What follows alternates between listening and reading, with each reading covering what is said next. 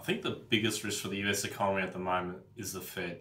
Will the Fed be too aggressive in moving rates up and shrinking the balance sheet? At the moment, the market is very much focused on earnings growth, which is good, and earnings growth is coming through. But I think the key risk is whether the Fed move too hard and too early on rates.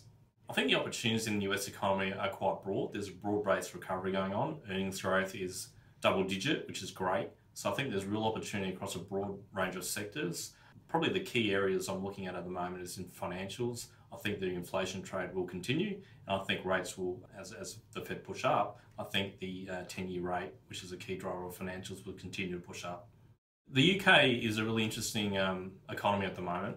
Inflation is running quite high. Just recently, the Bank of England, for the first time in almost a decade, pushed up rates, which is a real key event for that economy. So I think the economy is doing well. The recent election is probably a positive for the UK. I think there'll be a soft Brexit, so they'll probably participate in the single market. So I think the UK will be okay. I think the doomsdays around a hard Brexit are over, so I think the UK will perform quite well. I think overall Europe is placed well. The economies are going well. You look at all the PMIs are all improving. I think the broad-based recovery in Europe is happening. The ECB is very much focused on maintaining liquidity. So I think that's a great positive for Europe. So I think the Europe zone is well placed and should get good growth, and it's probably leading the growth levels at the moment in the developed nations. I think Australia is relatively well positioned. Our central bank is accommodative with their policy at the moment. The key area watching at the moment is whether the bank hikes, which are running out of cycle with the RBA, will impact the economy. At this stage, it looks like it's okay. There's been no real impact. But with the banks being having to introduce macroprudential regulations, we're a little bit concerned around how this will hit consumers. But overall, the economy is performing well, job growth has been good, and we think there's probably some wage inflation to come through, which will help to offset some of that negative sentiment around the consumer. I think the sectors that will benefit in the Australian economy over the next few periods will be around infrastructure.